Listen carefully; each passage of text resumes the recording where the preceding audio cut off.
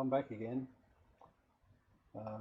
Glad you came back because I'm doing a second video on this lovely young lady I have on screen. Now I've still got the adjustment layers I talked about in my previous video. If you want to do that, look for my 3 simple steps video. That'll get you from this, very faded photo to this in about a minute and a half. Well, it didn't take me a minute and a half to make the video because I had to explain everything, but if you do it and you understand how those layers work, you'll do that in about a minute. So it led me to one more thing, and that is that very common in these old photos is this texture, this horrible thing they had on the old Polaroids where there's little dots all over the screen, all over the image, and they're just yucky and messy. And this one's scanned and it's been JPEG, so you can see the JPEG boxes. Now we can improve that. So what I'm going to do is I'm going to apply those layers that I did. I'm going to flatten the image, and you'll see over on the right there the adjustment layers disappear.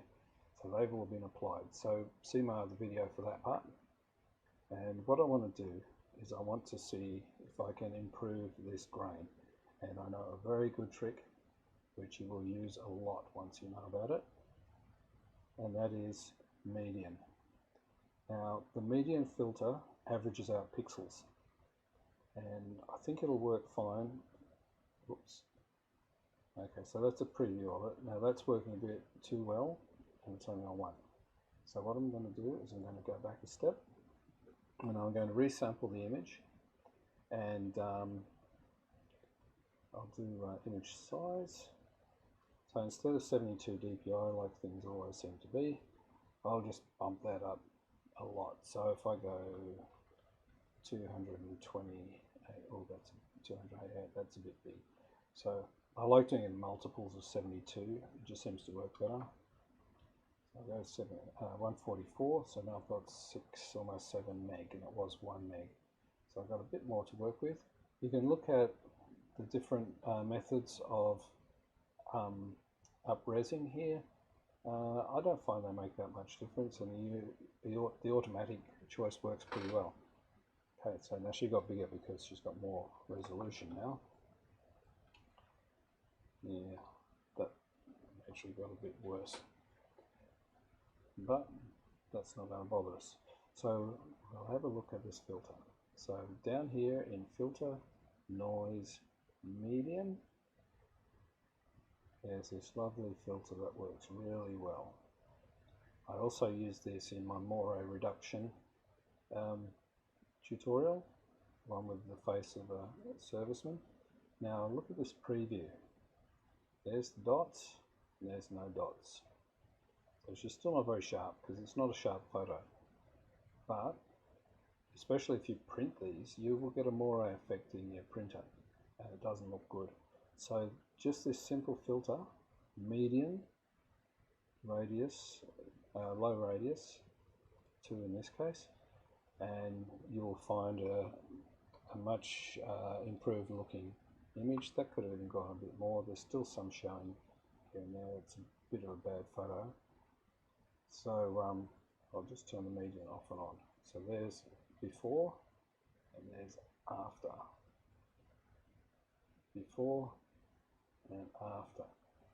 So definitely an improvement. So that's one to put in the memory bank. Just remember to up-res, to increase your resolution, your image size. When I'm doing a lot of these things, I'll go as high as 800 dpi, just to make the median work a bit better, to get a bit more control. If you're at 72 dpi, the median hits a bit hard and it'll kind of overdo it. If you want to do it twice, you can just go to filter and it'll be at the top there, and it'll do again the same thing that you did the first time.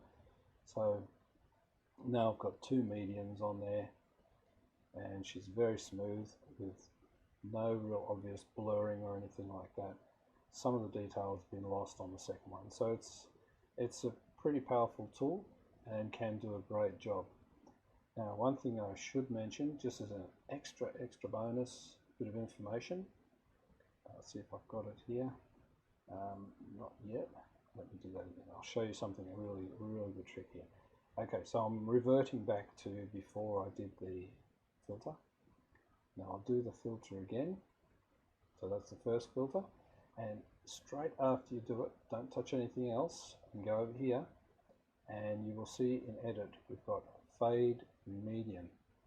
Now most people don't know about this little trick, this little element, but when you go fade median, you can actually tone down what you just did. So it's like being able to undo your last step. So I can go like that and there's no median. I can go halfway, half the median is applied. So we can go from that is full median and that is half the median. You can go back here and you can change the mode that median happened in. So we can do a lighten. So this is a median if it only lightened.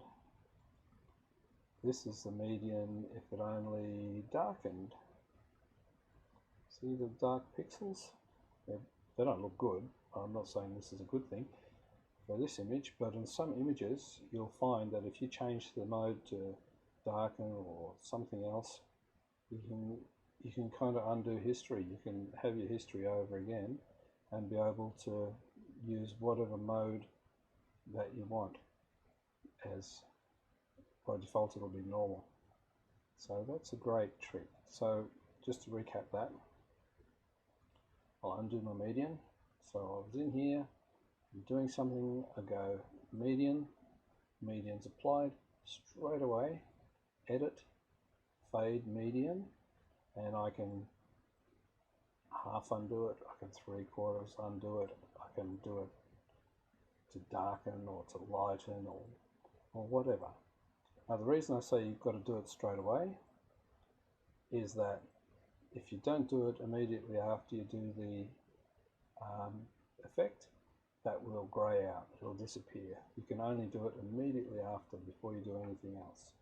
So that's a very powerful trick that you can use with any tool. If you're doing a layers adjustment, a levels adjustment, or some sort of contrast adjustment or something, and then you think, oh, I might just have half of that adjustment, you can go fade and take half of it back, or fade and change the way you did it. Okay, so that's two little tips in one. One is upresing and median will get rid of the little dots and avoid the moire. And the second trick is the fade. Fade is great. Fade just gives you that extra little bit of control, so you don't have to commit. Okay, well I've talked too much in that one, but anyway, hopefully it's a useful tip for you. Thanks for watching, and please don't forget to share me on your socials, and subscribe if you want to see more videos, or if you want to send me a sample that I can work on real time for you for free, I'll do that. And then if you're subscribed, you'll see a notification and you'll be able to come and see how it was done and get your result. Okay, thanks for watching.